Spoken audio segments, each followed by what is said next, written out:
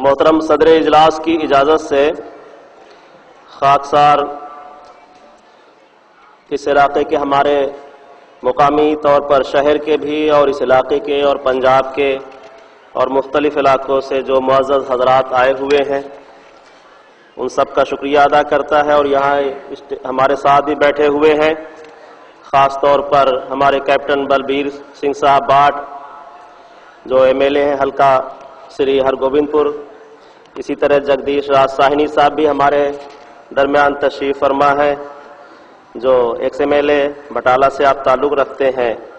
अभी तिरुपति राजेंद्र सिंह बाजवा साहब भी आए हुए थे और उन्होंने अभी किसी काम से गए हुए हैं, कह रहे हैं जब हुजूर का प्रोग्राम आएगा तो मैं उस लेक्चर में शरीक हूँगा।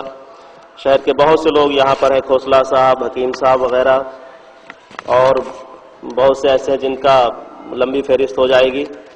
और इस वक्त मेंबर ऑफ पार्लियामेंट जो किसी तारुफ के मोहताज नहीं, उनका अपना मुकाम और अपनी ज़ात ही खुद सब लोग जानते हैं, हमारे दरमियान इस जलसे में शिरकत के लिए आए हुए हैं।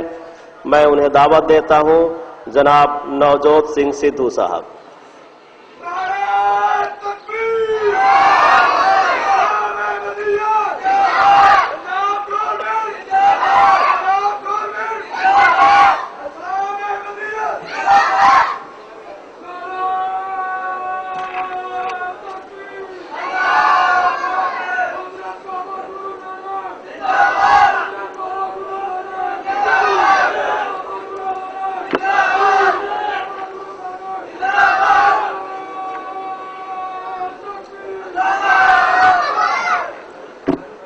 नतमस्तक है नवजोत सिंह सिद्धू अहमदिया जमात के लोगों के आगे। नतमस्तक इसलिए है कि जो इंसान प्रेम की भाषा बोलता है उसके आगे सर झुका देना चाहिए। जो इंसान आपसी भाईचारे की भाषा बोलता है उसके आगे सर झुका देना चाहिए। फूलों की खुशबू तो हवा से विपरीत नहीं जाती, लेकिन मानवीय गुणों की खुशबू चारों दिशाओं में फैल जाती है।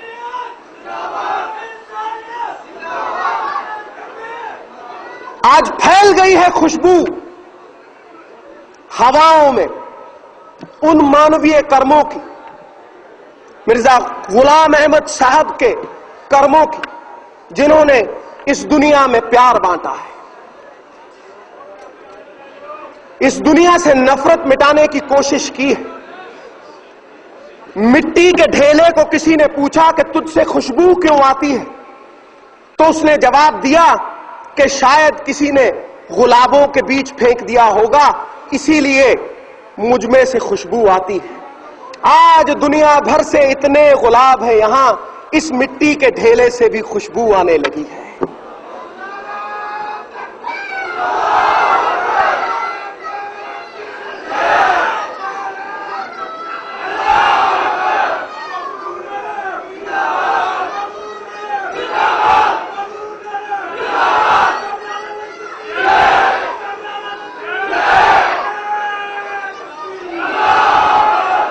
खुशगवार है नवजोत सिंह सिद्धू के इतना मान सम्मान मिला, ऐसे अहम लोगों में बैठने का मौका मिला। शुरू करूंगा बाबा नानक की एक गाथा से, एक कहानी से, जो धर्म का मतलब बड़े स्पष्ट शब्दों में समझा देती है। बाबा नानक के पास कोई गया और उसने पूछा कि मुझे जीवन का मूल्य समझाइए बाबा जी, जीवन का मूल्य क्या होता है। बाबा ने आंख मूंदी और एक सुच्चा लाल, एक सुच्ची रूबी बेशकीमत उसके हाथ में थमा दी और उसे कहा, जा इसका मूल्य लगवा के आ, इसे बेचना मत। चला गया।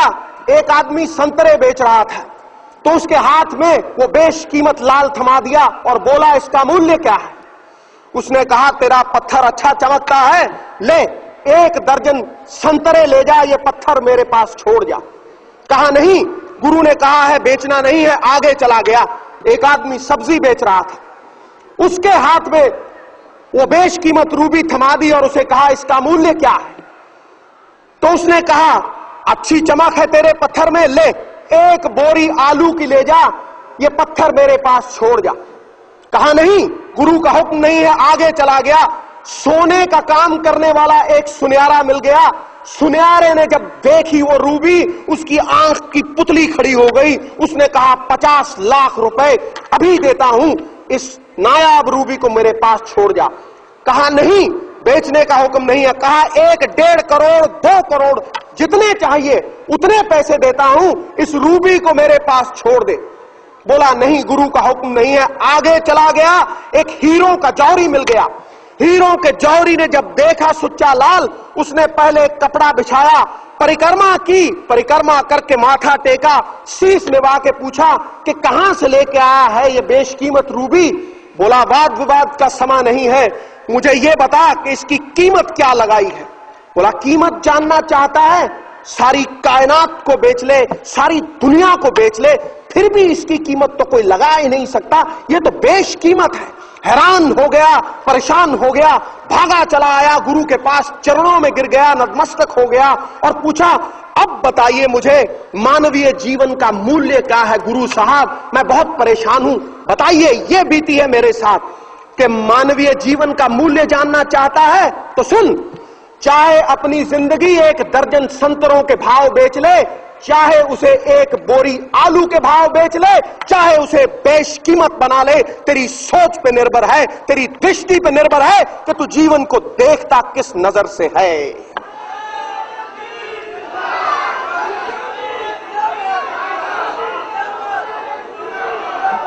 इस दुनिया का कोई मजहब बुरा नहीं, कोई आदमी बुरा नहीं, कोई आदमी अच्छा नहीं, ये तो सोच बनाती है मजहब को।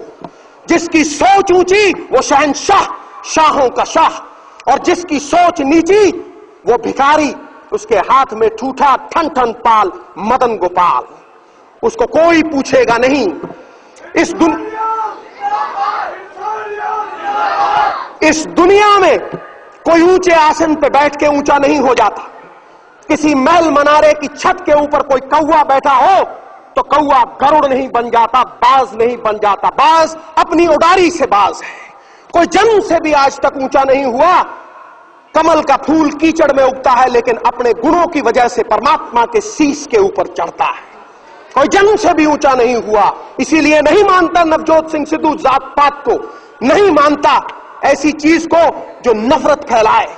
इंसान ऊंचा होता है अपनी सोच से, अपने उज्जवल विचारों से, अपने कर्म से। कर्म छोड़ते हैं, बहुत गहरी छाप इंसान के जहन के ऊपर है। वो छाप जो श्री गुरु गोविंद सिंह जी ने छोड़ी, वो छाप जो हजरत साहब ने छोड़ी, गुलाम अहमद साहब ने छोड़ी, वो छाप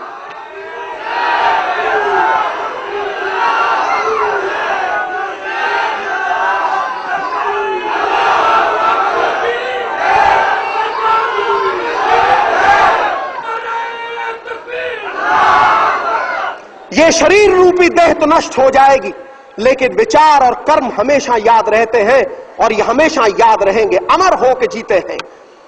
तो दोस्तों, धर्म की जो पहचान है वो प्रेम से है, आपसी भाईचारे से है। मुझे बताया गया है कि वक्त कम है, इसलिए आपका ज्यादा वक्त नहीं लूंगा और वही बताऊंगा जो हमारी सिखों की बाणी भी कहती है कि साच कहूं सुन लो सभी, जिन प्रेम कियो तिन ही प्रभ पायो।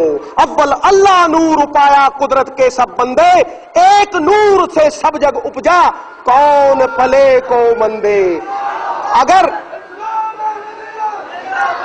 अगर वो नूर एक है, वो परमात्मा एक है, तो फिर क्यों है ये जात पात, क्यों है ये नफरत।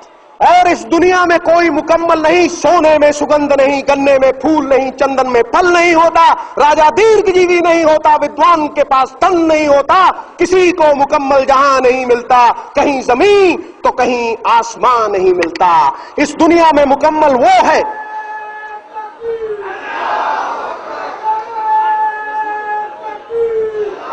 इस दुनिया में मुकम्मल वो है जिसने अपने अंदर उस परमात्मा की लौ को पहचाना है। चाहे उसे अल्लाह कहो, चाहे उसे राम कहो, चाहे उसे नारायण कहो, वो एक है। जैसे तिलों में तेल छुपा है, सागर में उसकी लहरें छुपी हैं, पुष्पों में फूलों में उनकी खुशबू छुपी है, वो परमात्मा आपके अंदर छुपा है। जितना वो मंदिर में है, जितना वो मस्जिद में है, जितना वो गुरुद्वारा में है, उतना आपके भीतर छुपा है। उस लौ के साथ एक होके देख, ये मतभेद मिट जाएंगे, ये गंदगी मिट जाएगी, तेरी सोच बदल जाएगी, तू पाक हो जाएगा, उस ब्रह्म का अंश हो जाएगा। सो ज्यादा समय ना लेता हुआ अपने अंदर छुपे उस परमात्मा को पहचानने की विनती करता हुआ नवजोत सिंह सिद्धू फिर आपके सामने नतमस्तक है कि आपने आमंत्रण दिया और ऐसे ब्रह्मज्ञानी लोगों में बातचीत करने का मौका मिला।